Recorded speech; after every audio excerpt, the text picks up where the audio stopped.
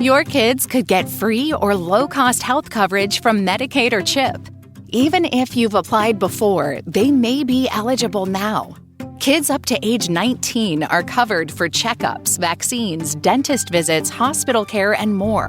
And if they already have Medicaid or CHIP, remember to renew every year. Visit insurekidsnow.gov or call 877-KIDS-NOW.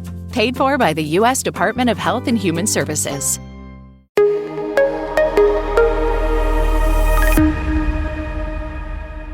Hello and welcome to the Intel Brief. Today is Monday, 15 September. I'm your host Daniel, and today we're going to talk about US and China trade talks have carried on to a second day in Madrid. Support for the far-right AfD party in Western Germany has tripled, early forecasts show. And thousands have protested against a crackdown on the opposition in Turkey.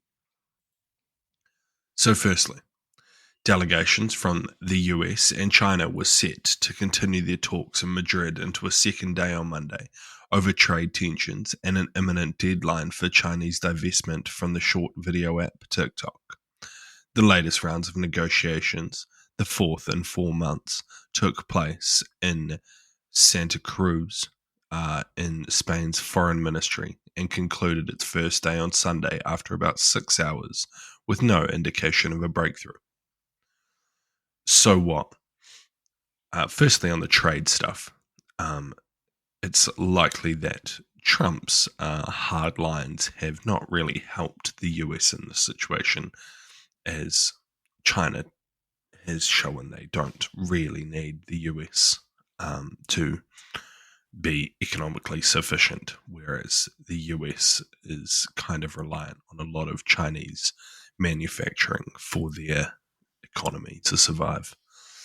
But I mainly wanted to focus on the divestment out of TikTok, as it's a pretty interesting legal situation in the US, as for all intents and purposes, TikTok is now illegal, or like the Chinese ownership of apps such as TikTok is illegal. So there's nothing really to talk about with China.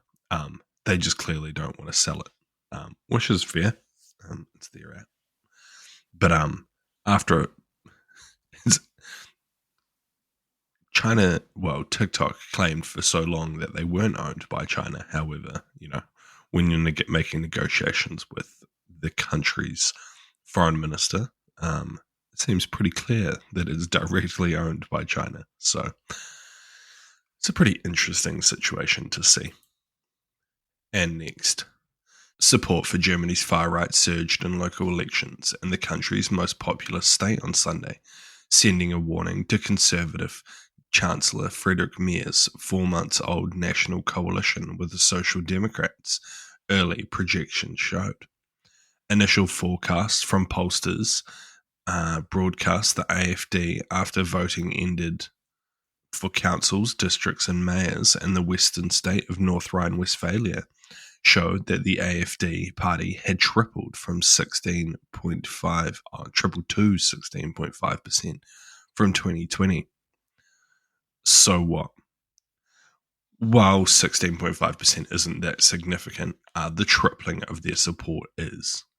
And this is something that I've talked about for a long time, is that if the current leaderships in a country can't solve these key issues of like housing crises, cost of living, and immigration, then people or voters are going to look for the most extreme or the next most extreme alternative to their current ruling party. And in Germany, that is the AfD. So yeah, hopefully it's a wake-up call for Friedrich Merz that if he doesn't do something soon, that he's going to continue to lose ground to the AfD, and they're quite likely going to win in the next election. So yeah, something to keep an eye on, as it's pretty dramatic.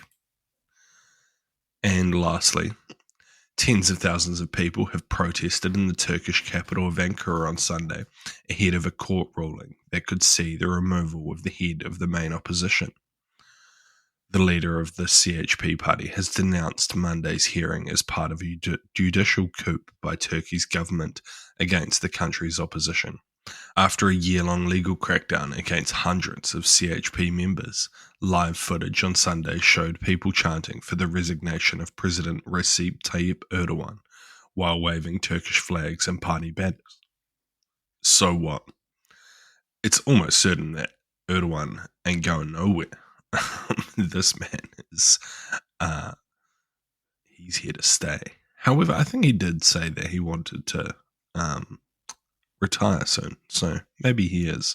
But his party ain't going fucking nowhere. He's making that pretty clear.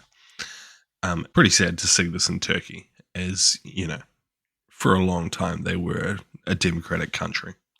However, the current leadership seems to be taking some pretty significant steps to ensure that CHP can't have any chance of winning.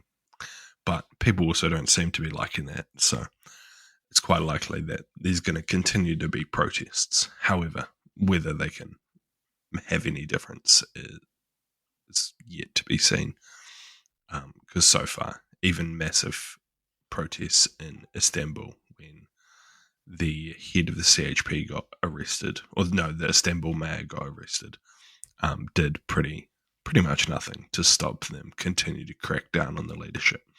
They just slowed down for a little bit and then waited for everyone to chill out. But yeah, I guess we'll have to wait and see. Thank you for listening to the Intel Brief. I've been your host, Daniel, and we'll see you again tomorrow. See you.